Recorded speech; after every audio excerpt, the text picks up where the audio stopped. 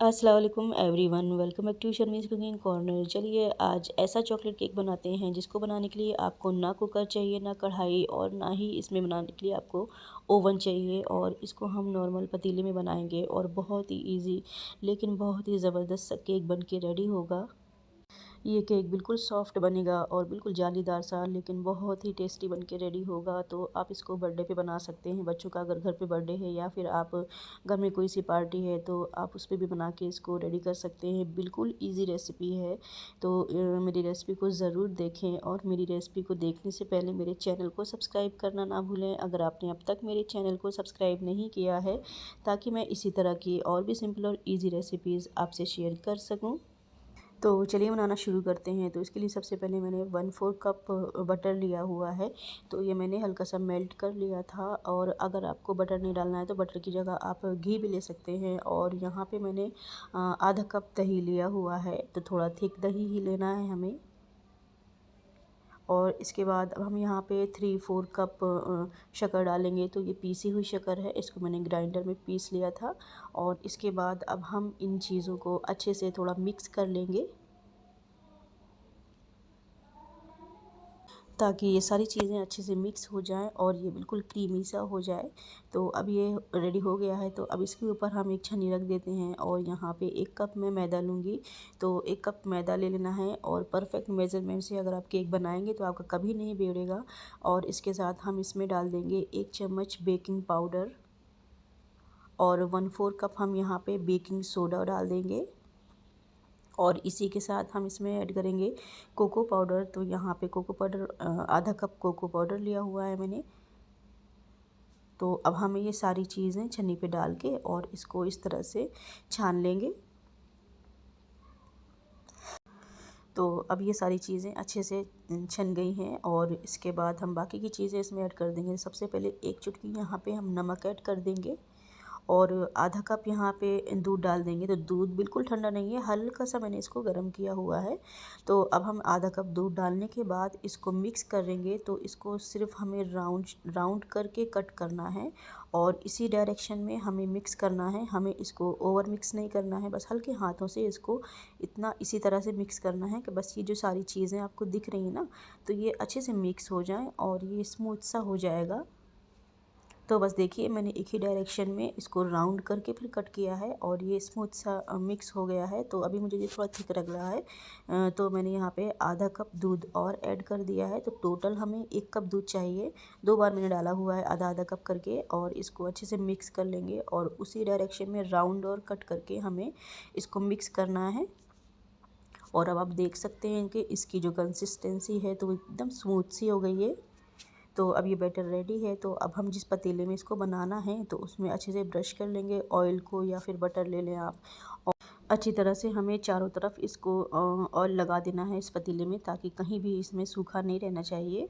तो ये अब तेल लग गया है पूरे पतीले में, अच्छे से मैंने लगा दिया है। और जो यहाँ पे रैपिंग पेपर आता है जिसमें हम बच्चों को रोटी या पराठा वगैरह पैक करके देते हैं, तो उसी पेपर को मैंने यहाँ पे कट कर लिया है राउंड शेप में और इस पतीले में नीचे साइड में रख देना है। और थोड़ा सा उस पेपर में भी हमें ऑयल लगा देना है। तो अगर आप इस तरह से केक का बैटर डालेंगे तो कभी भी आपका केक चिपकेगा नहीं, बहुत ही ईजिली निकल आएगा।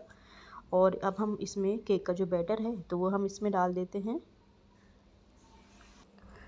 तो इस तरह से मैंने सारा जो बैटर है वो इस पतीले में डाल दिया है। और एक बात का ख्याल रहे कि जिसमें आप केक बनाएं जिस पतीले में, तो वो थोड़ा सा हैवी रहना चाहिए। और इसके बाद 2 से 3 बार इसको टैप कर दें। और दूसरी तरफ मैंने गैस पे यहाँ पे मैंने एक तवे को प्री हीट कर लिया है। तो 10 मिनट के लिए प्री हीट कर लिया है। लोहे का तवा लेना है जो हैवी वाला आता है और उसको रख देना है। और उसके बाद हम केक रख देंगे बनने के लिए और उसके ऊपर से कवर कर दें और कोई भी हैवी सी चीज़ रख दें ऊपर। और इसको 40 से 45 मिनट तक के लिए इसको बेक होने दें। और अगर आप चाहें तो 1 से 2 बार इसको बीच में चेक कर सकते हैं।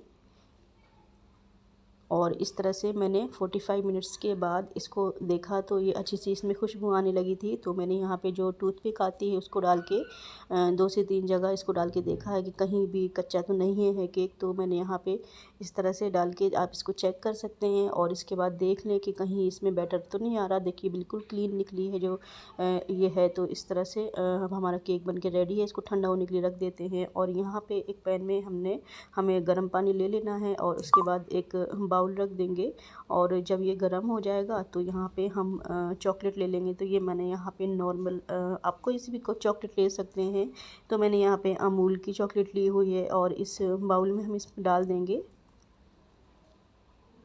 और इसके बाद अब हमें इसको थोड़ा सा चला लेना है। जो चम्मच का ऊपर वाला पार्ट आता है उससे हम यहाँ इसको मिक्स करेंगे और थोड़ी ही देर में ये मेल्ट हो जाएगी। तो बस देख सकते हैं आप ये कुछ ही सेकंड में अच्छे से मेल्ट हो गई है।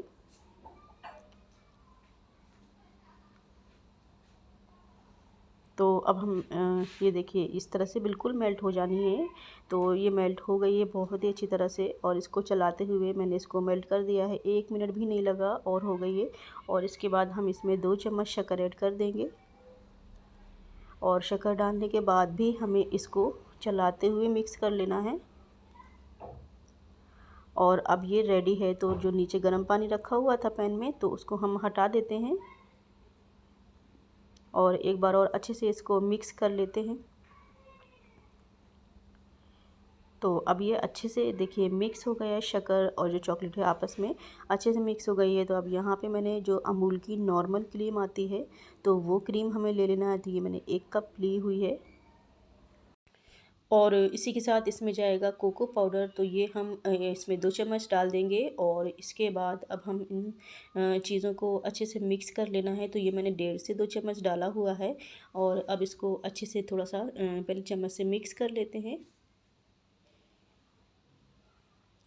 और इस तरह से जब ये देखिए मिक्स होने लगा है तो जब ये अच्छे से मिक्स हो जाएगा तो ये कुछ इस तरह से हो जाएगा। तो इसके बाद अब ये रेडी है। तो इसको हम साइड में रख देते हैं और यहाँ पे एक बाउल में कुछ आइस वाटर ले लेंगे और उसी में जो हमने क्रीम को रेडी किया है चॉकलेट और क्रीम को तो उसमें रख देंगे और इसमें हम अच्छे से एक बार इससे भी अच्छे से मिक्स कर लेंगे। तो या तो आप इसको किसी भी आपके पास कोई सा भी हैंड ब्लेंडर है तो इससे भी आप इसको मिक्स कर सकते हैं।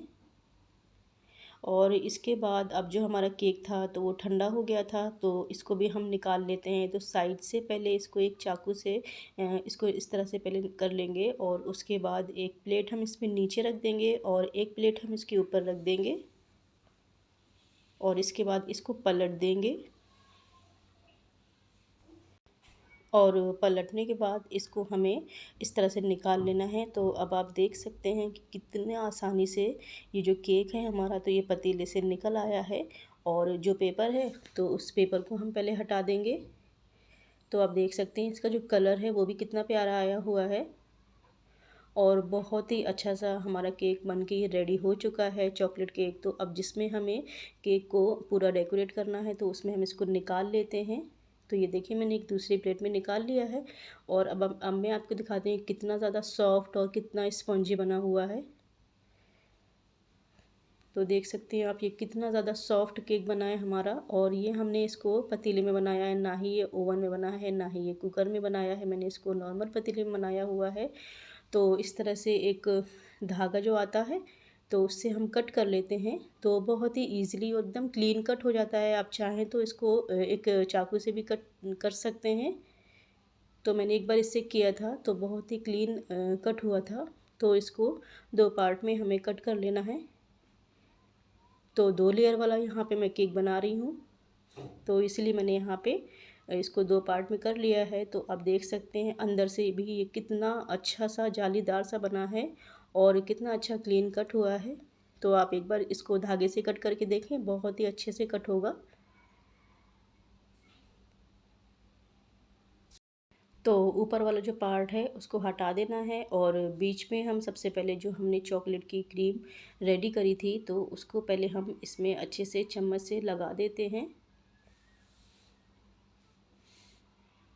और इसको मैंने क्रीम को जो है तो बहुत ज़्यादा हमें थिक नहीं करना है, थोड़ा सा मैंने इसको हल्का सा मेल्ट सा रखा हुआ है, क्योंकि ये अच्छे से अंदर तक चली जाएगी केक के। और इस तरह से हमें अच्छे से इसमें पूरे में फैला देना है बीचों बीच। और फैलाने के बाद जो ऊपर वाला पार्ट था केक का, तो उसको भी हमें रख देना है। और इसके बाद अब हम इसके ऊपर भी चारों तरफ से जो हमने चॉकलेट क्रीम रेडी करी है, तो उसको भी हम इसमें इस तरह से पूरे में कवर कर देते हैं। तो इस तरह से क्रीम बना के आप केक बना के देखें, बहुत ही मज़ेदार सा केक बनेगा। तो जो क्रीम है तो वो मैंने बहुत ज़्यादा इसको थिक नहीं किया है, ये पोरिंग कंसिस्टेंसी में है, ताकि केक के अंदर तक ये पहुंच जाएगी और केक बहुत ही टेस्टी लगेगा, एकदम सॉफ्ट लगेगा। और ये कुछ ग्रेट की हुई चॉकलेट कुछ बची हुई थी, तो उससे हम इसको डेकोरेट कर देंगे, गार्निश कर देते हैं। तो सबसे पहले बीचों बीच रख दें और किनारे में जो ग्रेट की हुई चॉकलेट है उसको अच्छे से गार्निश कर दें केक को।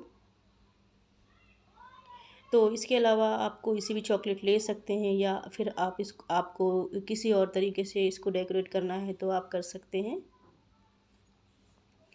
बस इस तरह से करने से थोड़ा सा केक जो है तो बहुत ही इंटरेस्टिंग सा लगने लगता है। तो देखिए अब जो हमारा केक है तो ये बन गया है। तो अब हम इसको फ्रिज में रख देते हैं। तो ये बीचों बीच मैंने और किटकैट रख दी है। तो इस तरह से हमारा जो केक है तो अच्छे से बन गया, डेकोरेट हो गया है। तो ये मैंने 1 घंटे के लिए फ्रिज में रख दिया था, और 1 घंटे के बाद इसको इस तरह से उस प्लेट से एक फ्लैट चम्मच से हमें निकाल के उठाना है नीचे से, और दूसरी प्लेट में इसको हमें रख देना है। तो आप देख सकते हैं ये जो केक है हमारा, तो कोई यकीन ही नहीं करेगा कि आपने इसको पतीले में बनाया है, और बहुत ही ईज़ी इसको बनाने का तरीका है। तो आप इसको ज़रूर ट्राई करें, बहुत ही ज़बरदस्त केक बनता है। मैंने भी जब घर पे बनाया तो सबको बहुत पसंद आया था। तो अब मैं आपको इसको कट करके दिखाती हूँ, ये अंदर से भी कितना ज़्यादा सॉफ्ट बना है। तो आप देख सकते हैं ये कितना सॉफ्ट केक है, और बिल्कुल परफेक्ट, जैसे हम ओवन में या फिर हम मार्केट से लाते हैं, ये उससे भी कहीं ज़्यादा अच्छा हम ये केक घर पे बना सकते हैं। और इसमें कोई भी ऐसी चीज़ नहीं है जो बच्चों को नुकसान करे, क्योंकि ये हमने घर पे बनाया हुआ है। और अब मैं आपको इसको दिखाती हूँ ये कितना ज़्यादा सॉफ्ट और कितना ज़्यादा स्पॉन्जी बना हुआ है। तो अब आप देख सकते हैं कि मैं चम्मच से इसको कट कर रही हूँ, तो कितना सॉफ्ट और कितना मज़ेदार सा हमारा केक बनके रेडी हुआ है। तो आप इसको ज़रूर ट्राई करें घर पे, बहुत ही मज़ेदार सा और बहुत ही टेस्टी ये केक बनके रेडी होता है। तो उम्मीद करती हूँ आपको मेरी सिंपल और ईजी चॉकलेट केक की ये रेसिपी पसंद आई होगी। और अगर आपको मेरी रेसिपी पसंद आई हो तो मेरे चैनल को सब्सक्राइब करना ना भूलें, और मेरी रेसिपी को लाइक एंड शेयर करें, ताकि मैं इसी तरह की और भी सिंपल और ईजी रेसिपीज़ आपसे शेयर कर सकूं। मिलती हूँ आपसे अपनी अगली रेसिपी में। अल्लाह हाफिज़।